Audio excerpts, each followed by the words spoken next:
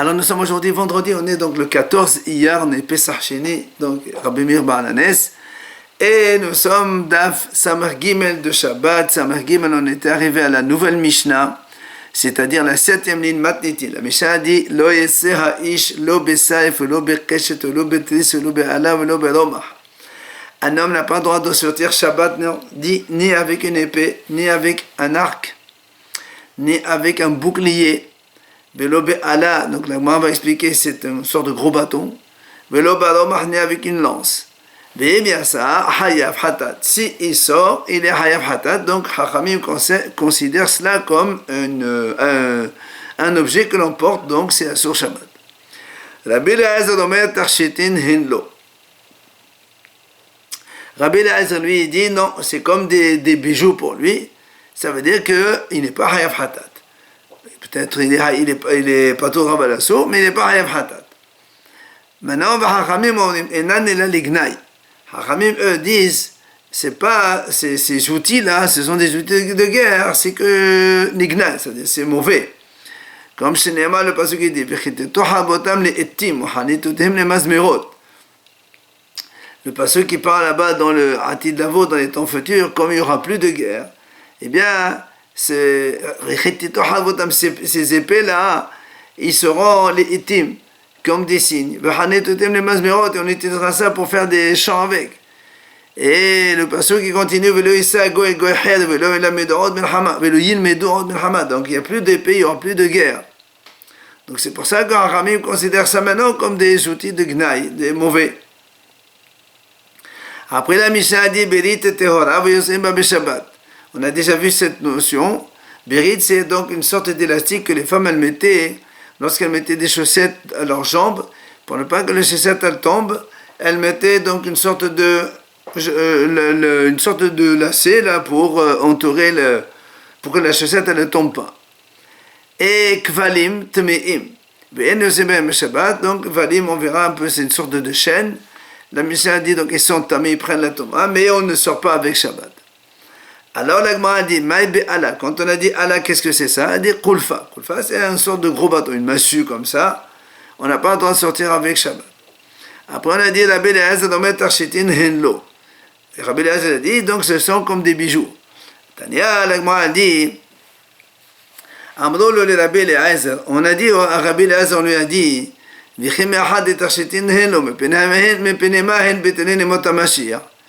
tu dis que ce sont des bijoux, des décorations pour l'homme, alors pourquoi à l'époque du Mashiach, il n'y aura plus, puisqu'on avait emmené le passage qu'on a dit, les Hatid Lavo, il n'y aura plus de cela.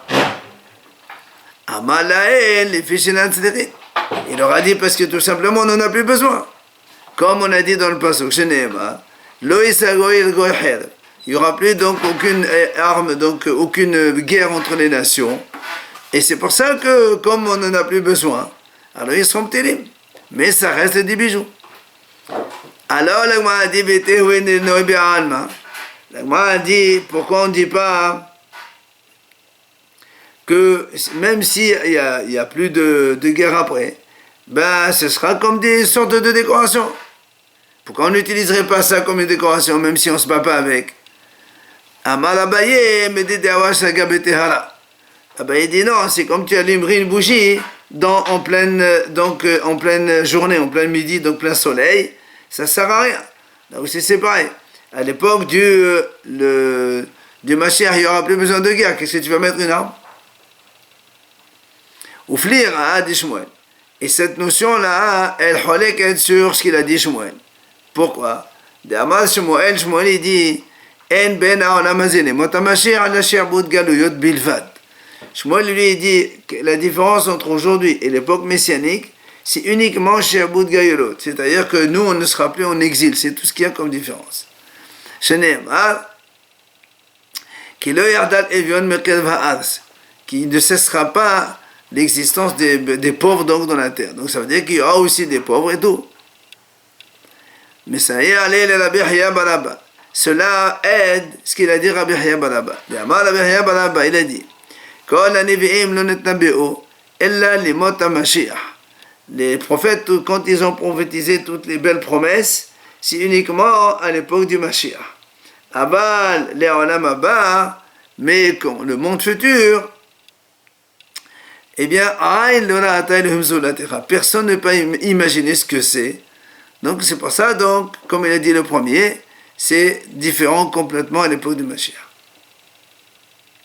Mais cas de Amré, il y a une autre version qui dit, on a dit à Rabbi Eliezer,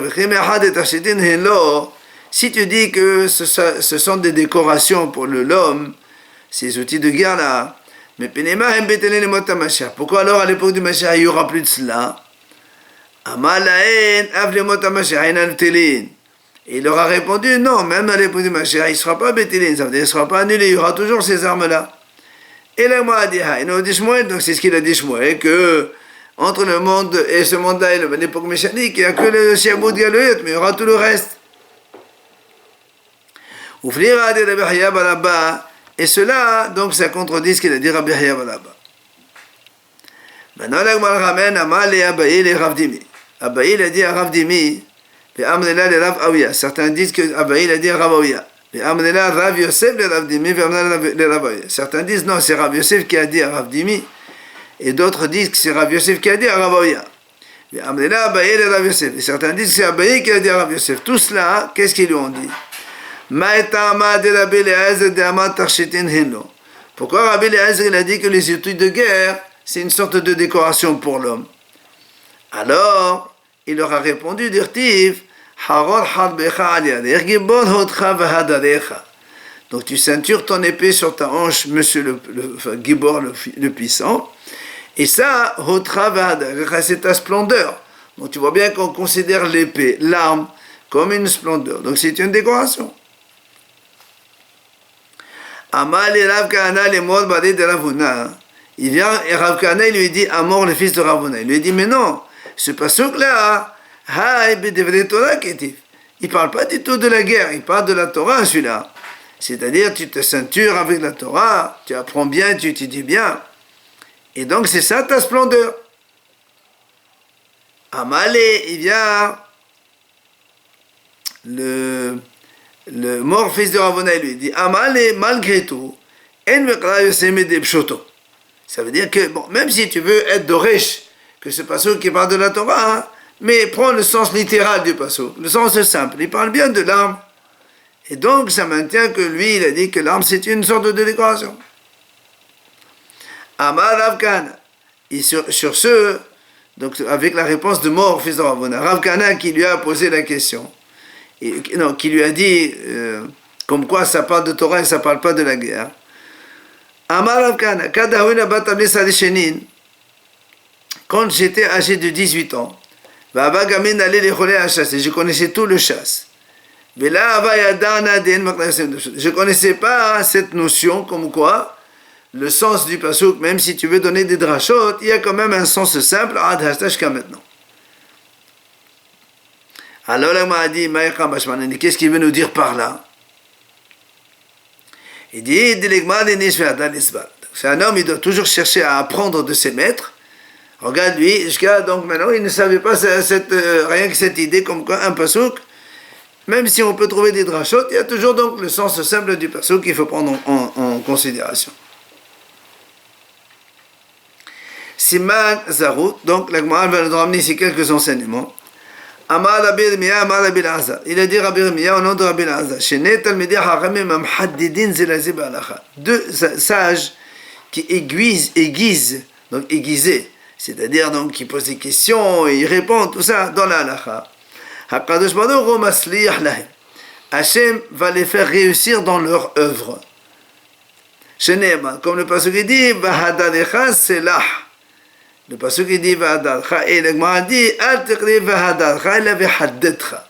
C'est-à-dire ton aiguisement, quand tu fais des discussions, le mahloket, réponse, la Gemara qu'on fait nous. C'est ça, c'est là. Donc Hachem il va te réussir. Vélo, et pas que seulement tu réussis. Ella she'olin igdula.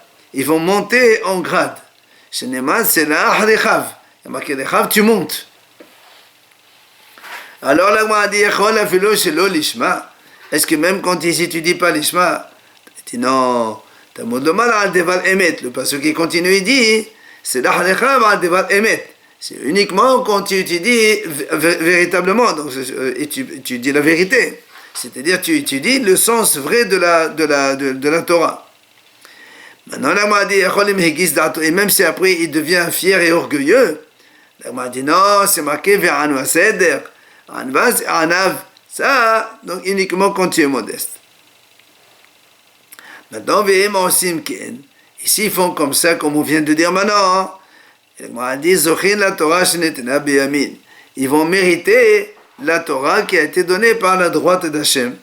Shenema vetorecha noraot yimenecha. Todecha, c'est comme la Torah. Yimenecha, c'est la droite d'Hachem Itbarach. Rav Nachman il donne une autre récompense. Il dit, si on a fait cela, Zochin lidvarim shenemru bimina shel Torah. On méritera les choses que Hachamim ont dit concernant la droite de la Torah. Et qu'est-ce qu'ils ont dit là, Hachamim? Rava il dit, certains disent Rav Yosef au nom de Rav Sheshat. Maïdertiv, comment tu expliques le pasuk qui dit Orech Yamim Bimina Bismola Rosh Vechavod. À la droite de la Torah, il y a la longévité, donc la longue vie, et à sa gauche, il y a la richesse et les honneurs. Alors la Gemara dit comment? Ça veut dire quoi? Quand donc ceux qui sont à la droite, donc ils auront la longue vie, mais ils n'auront pas la richesse et les honneurs. Et là, la Gemara dit non, c'est pas comme ça qu'il faut comprendre. On comprend de cette façon.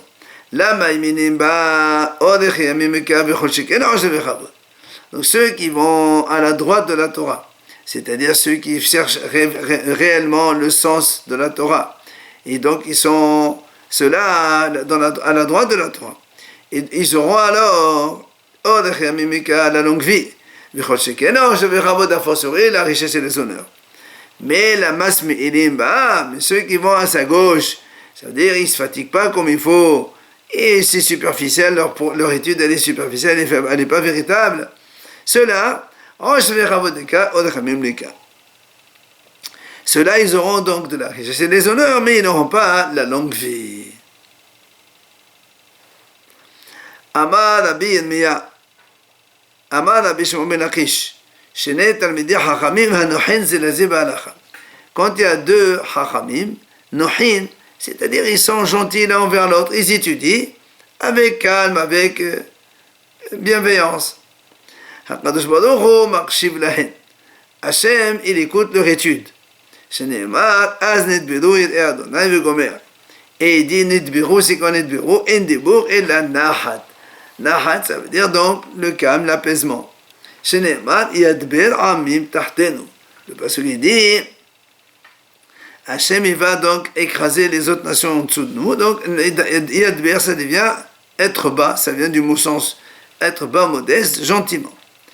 Qu'est-ce que ça veut dire le passage qui dit à la fin Amar Rabbi Ami, il dit Rabbi Ami, c'est pour t'apprendre que même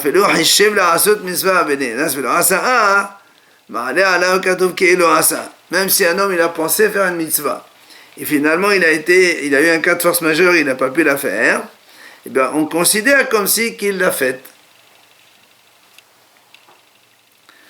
Amar Rav Hina Badidi, il a dit Rav Hina Badidi Kol ha'oseh mitzvah kema amara el mevaseden oto besodot laot. Tout celui qui fait une mitzvah comme la règle, c'est-à-dire les Shem Shamayim à 100%, eh bien on ne lui annoncera pas des mauvaises nouvelles.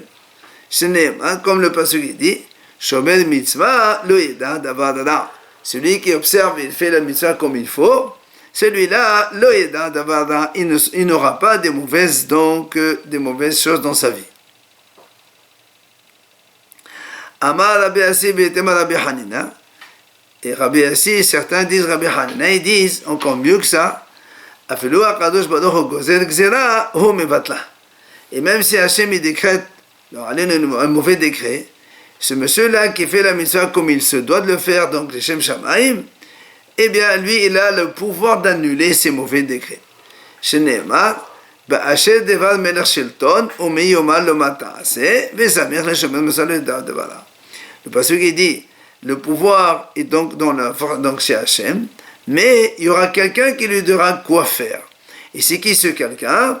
Et comme le pasuk d'après, il y a marqué Shomer mitzvah le dadabala, celui qui fait la mitzvah donc comme il se doit, donc parfaitement, eh bien celui-là, il pourra donc annuler les décrets qu'Hachem avait envisagés.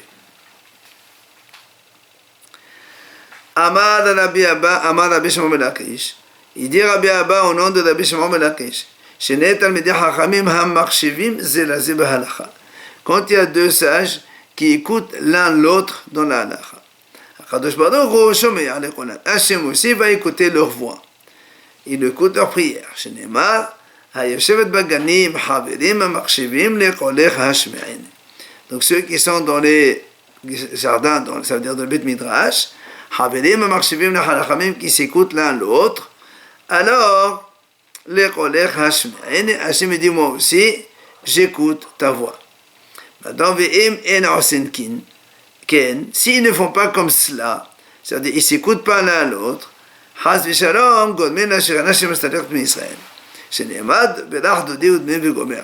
donc dans ces cas-là, ils provoquent l'enlèvement de la Shrina, comme le pasuk dit, enfuis-toi mon oncle, et là on parle donc d'abord dans Shirachirim Dodi, c'est toujours la Shrina d'Hashem Barach.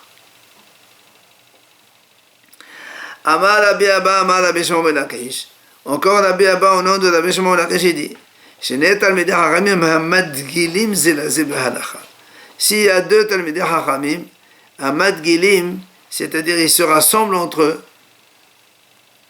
puis ils disent, puisqu'ils n'ont pas de rav, alors ils se mettent entre eux à étudier. Hakadosh Baruch Hu ohavan. Hachem il les aime. Shene'emar v'dirlo alay ahava. Comme dans Shirachirim, c'est marqué là-bas, Bidiglo, ça vient du mot Madgilim, Alay Ahava. Donc, Hachem dit, moi je les aime. Amadava, Rava il a dit à condition, Vihu diadai sorta de Shmata. Ça veut dire qu'ils ont déjà étudié un petit peu, ils savent de quoi ils parlent. Vihu est une deuxième condition, c'est qu'il n'y a pas un maître chez qui ils étudient. Parce que s'il y a un maître, eh bien, il faut aller étudier chez le maître. Il ne faut pas que tu étudies tout seul comme ça sans comprendre. Oui, Amar Rabbi Abba, Amar Rabbi Shimon ben Lakish, encore un autre enseignement de Rabbi Abba au nom de Rabbi Shimon ben Lakish. Gadol Hammalwe, Yoter min ha'osis daka. Umatil bikis Yoter mikula. Il dit, celui qui prête de l'argent aux autres, il est plus important que celui qui fait tzedaka. Quand tu fais tzedaka, c'est un peu humiliant pour celui qui reçoit. Mais quand tu lui prêtes de l'argent, c'est plus honorable pour lui. Et il dit encore mieux que ça, Umatil bekis. Tu vois quelqu'un qui n'a pas trop les moyens, tu les fais donc associer avec toi dans les affaires. Tu dis voilà, je te donne l'argent, tu achètes la marchandise et on partage les bénéfices, donc en fonction de la comme on dit qu'il faut faire. Ça, évidemment, c'est encore mieux que tous. Encore un autre enseignement de Rabbi Abba au nom de Rabbi Shimon ben Lakish. Im talmid chacham, si c'est un talmid chacham, qui est noqem venoten kanachashu, il venge comme le serpent, alors chogreho al mutnecha, c'est-à-dire fais-lui une ceinture sur tes hanches, c'est-à-dire attache-toi à lui pour étudier et profiter de son savoir. Par contre, Imam Ha'adasou, Hasid, Atado Bishkonato. Mais si un Rama'a, c'est un ignorant, il veut se considérer comme un Hasid, il ne faut pas habiter dans son quartier. Parce que s'il est ignorant, comment on peut être Hasid si on ne connaît pas? Hasid, par définition, c'est quelqu'un qui fait mieux que ce que la Torah demande. Mais si lui, il est ignorant, il ne connaît pas ce que la Halakha dit, comment il peut être Hasid? Donc il ne faut pas habiter celui à côté de lui. Amar Rav Kahana, Amar Rabbi Shimon ben Lakish. Il dit Rav Kahana au nom de Rabbi Shimon ben Lakish. Donc tout ça pour arriver à Rabbi Abba au nom de Rabbi Shimon ben Lakish. Donc tous les enseignements qu'on a vus donc ce matin au nom de Rabbi Abba au nom de Rabbi Shimon ben Lakish, il a dit celui qui élève un mauvais chien dans sa maison, il empêche de faire le bien dans sa maison. Comme le pasuk dit, la masse mere'ehu hased. Ils disent Chachamim, c'est quoi ce pasuk? Il dit Sheken belashon ivanet konen ekev la masse. Il dit en grec, le mot chien, ça veut dire la masse. Et la masse, il dit comme ça, Mereo, donc de son ami Hesed. Donc tu ne fais pas le bien avec tes amis. Comme on le sait, les gens, quand ils voient qu'il y a un chien à la maison, ils ont peur de s'approcher. Donc du coup, tu ne pourras pas faire du bien avec les gens. Rav Nachman ben Ishaq Ahmad, il a dit, Rav Nachman, il rajoute encore,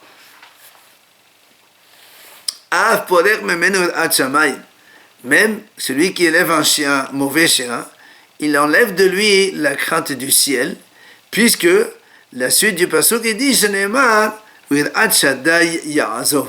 il abandonnera donc la crainte d'Hachem.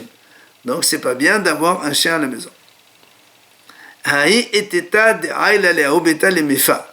Et la Gemara raconte justement, il y avait une femme qui était enceinte, elle allait chez sa voisine pour faire cuire son pain, elle amenait ses pains pour le faire cuire dans le four de la voisine. Et juste en s'approchant de la barbe à Kalba, il y avait un chien là-bas, il a aboyé. Et Valda. Non, allez-nous, le bébé il s'est un peu détaché. Amala Malé Dibeta, le maître de la maison, il lui a dit, la tétrali, n'aie pas peur de mon chien. Je lui ai enlevé ses dents et même ses griffes. Donc tu n'as pas besoin d'avoir peur. Amala lui a dit, la femme,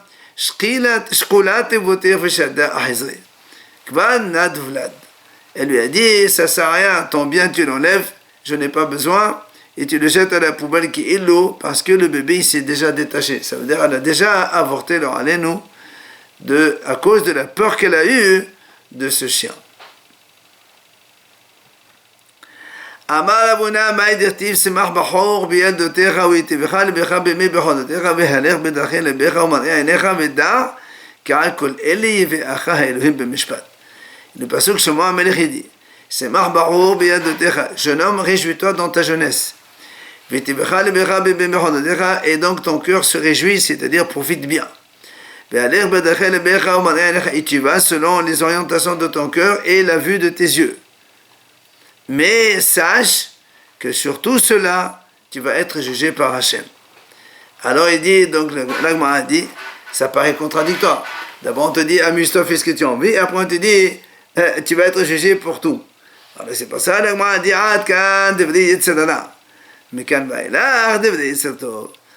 effectivement, la première partie du pasuk, c'est le Yitzhara qui te dit, vas-y, profite, fais ce que tu as envie, tout ça et tout ça.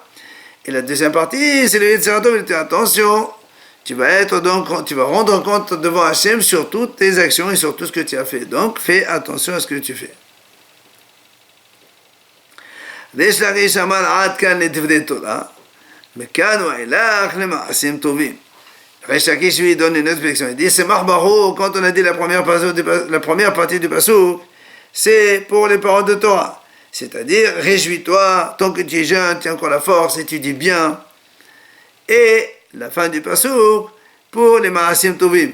C'est-à-dire que quand tu vas, après avoir étudié, tu saches que Hachem va te juger pour tout. C'est-à-dire toutes les actions que tu vas faire.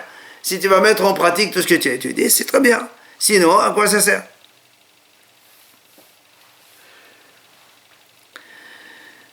On revient maintenant, après donc cet Agada, on revient à notre Mishnah. On a dit dans la Mishnah, Berit Tehora. Alors, Amar Rav Yehuda, Birit zo et sa'ada. Rav Yehuda il dit, c'est quoi ce birit là, ce mot là, quand on a dit elle est théora et la femme elle peut sortir avec Shabbat, il a dit et sa'ada. Non, c'est et sa'ada, c'est un bracelet. Alors, mitiv Rav Yosef il objecte, il dit comment? Birit et théora Rav Yosef ba Shabbat. Velo et sa'adat meyahi. Il dit, je comprends pas. Pourquoi alors tu me dis que birit c'est tahor et on peut sortir Shabbat, alors que le bracelet on a déjà vu nous qu'elle est tamée, puisque le mot Etzada, il existe dans la paracha de Matot, dans la guerre de Midian, quand les bénis Israël, ils ont dit, on a appris Etzada, Betsamid, et Hachem leur a dit, voilà, il faut faire tefila de tout ça. Donc, c'est que ça prend l'impureté. Alors, comment tu me dis que Bérit, elle est théora, elle ne prend pas l'impureté, et ça veut dire Etzada? C'est contradictoire. Le man répond, dit oui, c'est vrai. Voilà comment il faut dire. Berit, tahat esada omedet. Il dit en fait, le mot berit, c'est comme on a expliqué, nous on a dit tout à l'heure, c'est l'élastique qu'on met sur les jambes pour maintenir les chaussettes, que les femmes elles mettaient pour maintenir les chaussettes et ne pas que la chaussette elle tombe, une sorte de mi-bas, d'accord? Et donc la Gemara dit, ça c'est la même chose qu'ici dans le bracelet dans les bras. La même chose, le bracelet dans le bras, il sert à serrer le manche. Là-bas aussi, c'est la même chose. Ça sert à maintenir les bas sur la jambe. Alors, la Gemara raconte, Yativ Ravin ve Ravuna, Kami de Rav Yirmiyah. Il y avait Ravin et Ravuna. Ils étaient devant Rav Yirmiyah. Yativ Rav Yirmiyah ve Kamenamnim. Et il y avait Rav Yirmiyah, il somnolait un peu. Et Ravin donc, il enseignait devant Ravuna. Il disait, Berit be'achat, kvalim bishtaim. Il lui dit comme ça, Berit, c'est-à-dire ce qu'on a dit nous, ce fameux élastique, be'achat, on le met sur un seul pied. Mais kvalim, c'est shtaim, c'est dans les deux pieds. Alors, Amal et Ravuna. Ravuna dit non. Elo bishtaim. Aussi bien Birid que Kvalim, on les met dans les deux jambes. On matelin shalshelet benehem ve'lasu Kvalim. Et c'est ça, quand on met une chaîne entre les deux, ça devient Kvalim. Kvalim, c'est comme une sorte de chaîne. La Gemara dit comment? Shalshelet sebo mashvaya lamena. C'est la chaîne qui attache les deux. C'est ça qui va le transformer en ustensile. Est-ce qu'à cause de... Parce que nous, on a dit que pourquoi Bérit elle est tahor? Parce qu'on a dit que le Bérit, ce fameux élastique-là, ce n'est pas un bijou en soi. Et ce n'est pas non plus un ustensile. C'est quelque chose d'accessoire à l'ustensile. C'est pour ça que ça ne prend pas l'impureté. Alors c'est pour ça qu'il dit maintenant que tu mets une chaîne pour les attacher, alors ça devient... Donc ça prend l'impureté. Je ne comprends pas. Maintenant, si tu peux me répondre, oui, ça prend l'impureté parce que Rabbi Shmuel ben Nachmani, il a dit comme cela. Où il a dit cela? Il a dit Rabbi Shmuel ben Nachmani, Amar Rabbi Yohanan. Il a dit Rabbi Shmuel au nom de Rabbi Yohanan. Menaïn, les mashmei akol bechlematachot, c'est otamé. Parce que comme ils mettent une chaîne, on a dit entre les deux, et la chaîne c'est en métal, et ça fait du bruit. Rabbi Shmuel ben Nachmani il a dit comme ça, tout outil métallique qui fait entendre du bruit, ça devient tamé. D'où il apprend ça? Chez Nehemar, à propos justement des ustensiles de Midian que les bénis Israël ils ont capturés. Kol davar asher yavo va'esh. Il y a marqué toute chose qui est donc dans le feu, tout ustensile qui a été donc au contact du feu, il va falloir de faire cachériser par le feu, le liboun, etc. Et la Gemara a dit, le diboun b'mashma. Le mot davar, ça veut dire dibour, ça veut dire que quand ça fait du bruit, alors il est tamé. Alors la Gemara dit, je ne comprends pas. Là-bas, quand tu me dis le fameux... Quand Rabbi Shmuel ben Nachmani dit un outil qui fait entendre du bruit, ça veut dire une sorte de cloche. Puisque ça fait du bruit, donc, et c'est fait pour ça. Hein. Alors je comprends pourquoi. Et on a dit là-bas, ça prend l'impureté. Et donc, c'est ce qu'il a dit Rabbi Shmuel ben Nachmani et Rabbi Yohanan. Mais, la Gemara dit, ici, cette chaîne que tu attaches entre les deux jambes, quel est le but? Ça fait du bruit, mais il n'y a aucune action. Quel est l'intérêt? Pourquoi tu me dis ça devient un outil, ça prend la tour 1? Alors la Gemara répond, on dit oui. Là aussi, la chaîne, quand on la met, ça a un intérêt, et c'est pour ça donc que c'est considéré comme un outil. C'est quoi cet intérêt? Il a dit Rabba Barhana, au nom de Rabbi Yohanan, il a dit il y avait une famille à Yerushalayim, que quand ils marchaient, ils faisaient des grands pas. Et donc, comme ils faisaient des grands pas, alors les filles, quand elles marchaient comme ça, donc la virginité, elle tombait. Alors qu'est-ce qu'elles ont fait? Ils ont fait justement des attaches entre les deux jambes.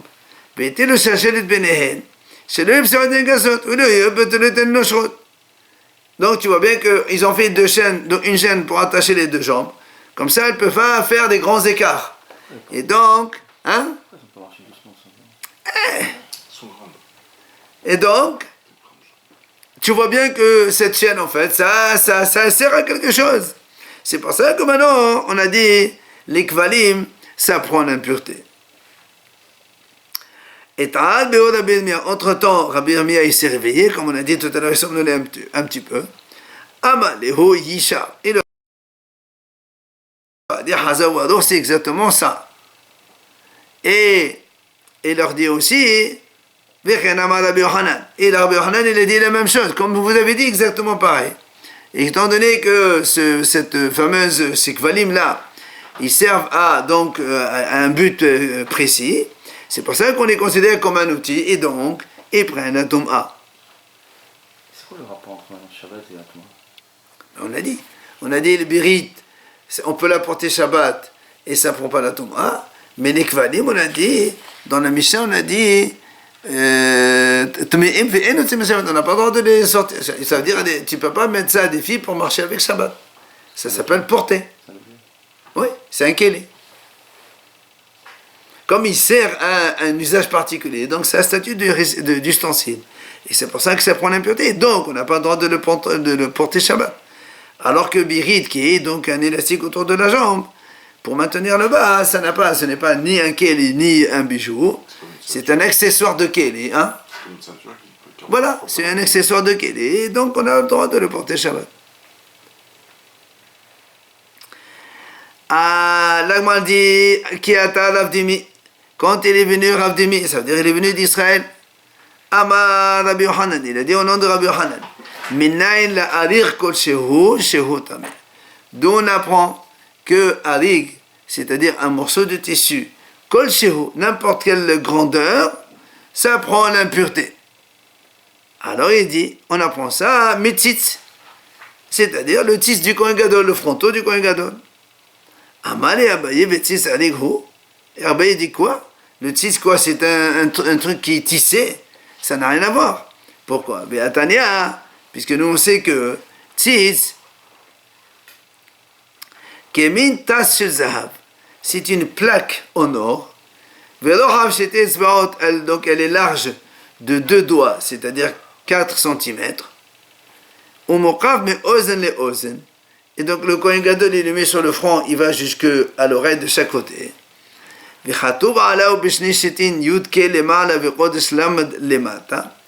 Et c'est marqué sur le tzitz, le nom d'Hachem, il y a marqué Kodesh l'Hachem, mais on ne peut pas écrire Kodesh l'Hachem.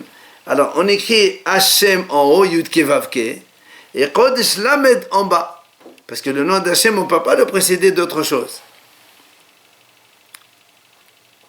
Et l'Agma dit entre autres, il a dit Rabbi Eliezer ben Rabbi Yosef, il a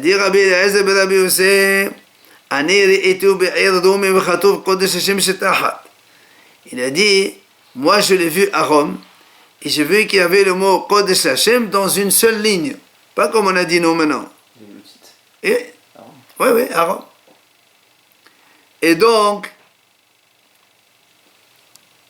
l'Agma lui pose la question, il dit, comment tu dis on apprend ça des tzitz? Le tzitz, c'est une plaque, c'est pas un rig. C'est pas quelque chose de tissé. Alors l'Agma dit, qui salir Rav Dimi l'enherde'a. Quand maintenant Rav Dimi est allé à Enherde'a, Shalach lehu, il leur a dit la chose suivante. Devarim she'amat elachem ta'ut hem biyadi. Ce que je vous avais dit auparavant, c'est une erreur. Parce que lui, il a dit que d'où on apprend ça du tzitz. Il a dit non, ça n'a rien à voir, le tzitz c'est une plaque. Et moi, le harik, c'est un harik. C'est un tissu. Tu ne peux pas l'apprendre d'une plaque. Maintenant, il rectifie ce qu'il a dit. Il leur a dit, voilà, je me suis trompé, je rectifie. Voilà ce qu'on a dit au nom de Rabbi Yochanan. D'où on apprend que n'importe quel bijou, de n'importe quelle grandeur, il prend l'impureté. On apprendra le tzitz, 2 doigts c'est 4 cm, il est tout fin. Donc ça, on apprend ça de lui. Et ça prend l'impureté, c'est métallique. Et il a dit après, Et d'où on apprend que n'importe quel tissu, n'importe quelle grandeur, il peut devenir tamé, parce qu'il y a marqué dans la Torah, O beged. O, le mot O, c'est inclut toutes sortes de vêtements, même un petit de rien du tout. Tano Rabbanan, et justement le Hachamim enseigne, Adi kol shehu tamé. Comme on a dit maintenant, un tissu, quelle que soit sa grandeur, il prend l'impureté, puisqu'on a dit, on apprend ça de O beged. On n'a pas vu qu'il fallait 3 doigts sur 3 doigts. Oui, je sais pas.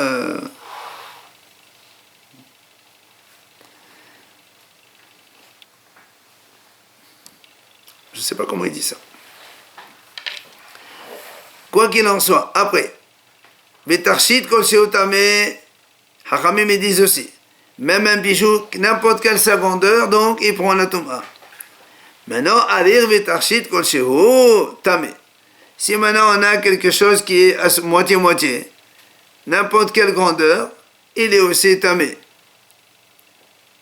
Ça veut dire, moitié il est tissé, moitié il est bijou, eh bien, il est tamé aussi. Maintenant, il rajoute, il dit, Moussaf, sac à la beret, c'est tamé, meshom alir. Quand on rajoute une sorte de sac sur un vêtement, eh bien, lui, tamé aussi. Pourquoi? Mais au beret, pardon, Moussaf, sac à la beret, c'est tamé, meshom alir. Amar Rava, il vient Rava, il dit, quand on a dit n'importe quel tissu, donc il prend un petit n'importe quel grandeur, on apprend ça de Oberet. Tarshit kol shehu tameh metzitz. Pour le bijou, on a dit n'importe quelle grandeur, on a dit on apprend ça du tzitz. Maintenant, alir v'tarshit kol shehu tameh mekol kele maaseh. Il dit, donc quand il y a moitié-moitié, tissé et bijou, n'importe quelle grandeur, on apprend ça de mekol kele maaseh. C'est-à-dire n'importe quel ustensile, il prend l'impureté. Sur ce, Amal et Aomer Rabbanan là-bas, il y avait un Hacham, il a dit à Rava, il lui a dit à O, Bemedian Kétif. Il lui a dit, là-bas, on parle d'équilibre qu'on a pris du Midian. Et dans les Midian, là-bas, il y a marqué, on parle là-bas de Tumat Met. Alors que nous, le passouk de Oberet que tu as appris ça, il parle de Shrasim, de l'impureté donc induite par les reptiles. Alors, comment tu peux déduire l'un de l'autre? Amalé, il lui a dit, Gamal, Kele Mehatam. Il lui a dit non, on apprend Kele Mehatam. Comme là-bas il y a marqué Kele, ici il y a marqué Kele. Alors, c'est pour ça que donc on peut apprendre de l'impureté des reptiles, on apprend aussi pour l'impureté de mort. C'est pour ça qu'on a dit que même un petit de rien du tout, donc un tissé de rien du tout, il prend l'impureté, qu'on apprend ça de le hari, donc de Oberet, même si c'est marqué dans les Shrasim, eh bien c'est valable aussi pour l'impureté de mort à cause de la Xéra Shava.